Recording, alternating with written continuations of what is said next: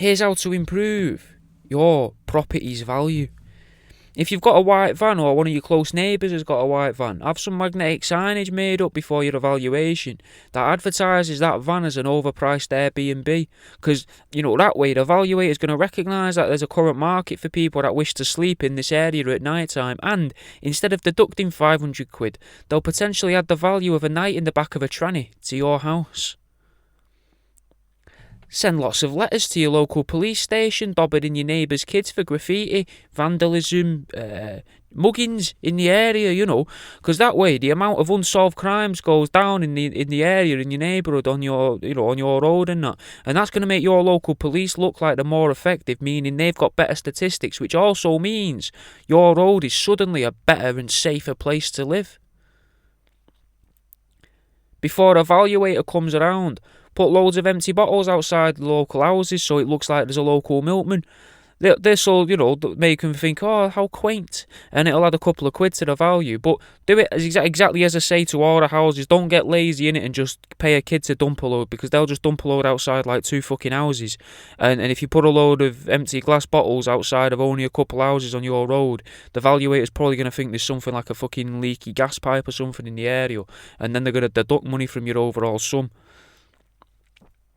Red's a colour that's used in advertising and marketing, innit? So paint every wall in your house red, outside, inside, ceilings, hard floors, red light bulbs, and red carpets too, if you can afford it, go the whole hog.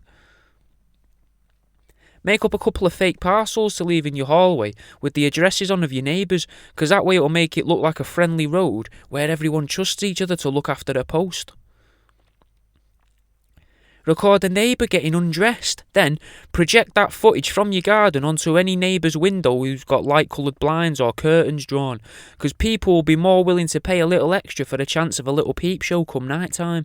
Either choose, a sexually attractive neighbour, like a good looking woman or a good looking man, or one with a good sense of humour, or just a fucking proper weird looking ugly one, because if they're pretty fit, right, they'll sell the view for you, obviously, I don't need to explain that one. And if they've got a good sense of humour, they might laugh it off if they do find out, and they may end up hitting it off with your new buyer because they've got something to talk to them about, or don't be expecting me to get dressed in front of you all the time. What you doing Saturday? This sort of thing is something that a person who's undergoing a huge life change, like moving house, will be grateful for, that little bit of help. And if they're a weird looking munter, then maybe a buyer might buy the house in the hopes of setting up some sort of weird niche YouTube channel where they think they can film this weird ugly woman across the road getting dressed in a bedroom window every night. Maybe they're going to commentate on it, like the voices in Pete said from Pete vs. Life. Won't take up too much of your time, boss. Just wanted to say thank you for listening, mate. I appreciate you giving it the time of day, I know you've probably got a lot of other stuff you could listen to. So to listen to me ramble on about what I assume is just utter shite, then, that's fucking mad, mate. If you feel like you want to learn more, or I say learn loosely, if you're interested in reading my ebooks, mate, give them a go. There'll be a link in the thing below. The link will also link you to all my other stuff, like stuff I've made out of rats and other radio shows as well that I've done. I'll let you get back on. If your valuation's on a sunny day, right, invest in some black cake icing, roll it out, and then use it to hide any double yellows on your road, in the morning.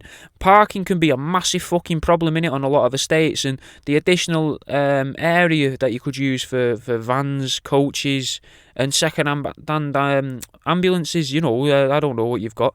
This might really appeal though to your buyers, if they think they can leave the old van that they used to use when they were younger, but they can't really quite part with it, or the weird camper van that they've got, that they like to park on a hillside every now and then, but now they don't have to park it on a hillside and make the wife suspicious of why they're always going off to the moors in that fucking van. Now they can leave the van outside the house and sort of repair that relationship they've started to destroy with the wife. You know what I mean? You're helping them as well. If you've got a couple of scruffy neighbours, right, sneak into their gardens in the night time and remove the old couches, trim the grass and the hedges, all before the sun rises and before your valuer comes at 10 in the morning. If you buy new carpets, right, double the amount you need and just double it over when you lay it, like fold it into itself. That way, the new buyer can get 2 lifetimes out of the same carpet if they need to. Moving house, right? That's expensive enough anyway, innit? Most people are aware of this, and carpets are fucking well there, like especially to first-time buyers as well, when they've had to take out all these unexpected costs because it's their first time buying a house, and you might have not thought, oh, I thought it'd only cost this much to do that, but actually it's cost double. And also, there's the chance to acknowledge your home's new USP. Because now you can effectively raise the ceiling in a room, because people love a lofty room. And plus, if you can be to the evaluator, oh, you came last year and I've managed to actually increase the ceiling height by 2 inches, does that give me anything for a bit of extra volume of space in the room? Get a bit of a couple extra quid there, For those of you that can't pick up the sounds, who aren't watching this on the Patreon video, I just rub my thumb and fingers together as if that's going to get picked up.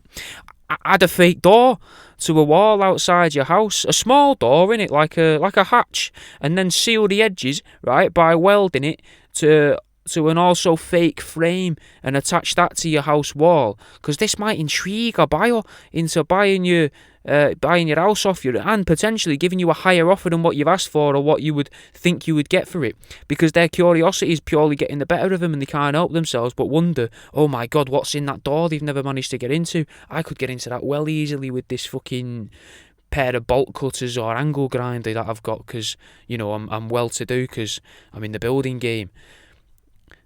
And that's the end of this week's Here's How.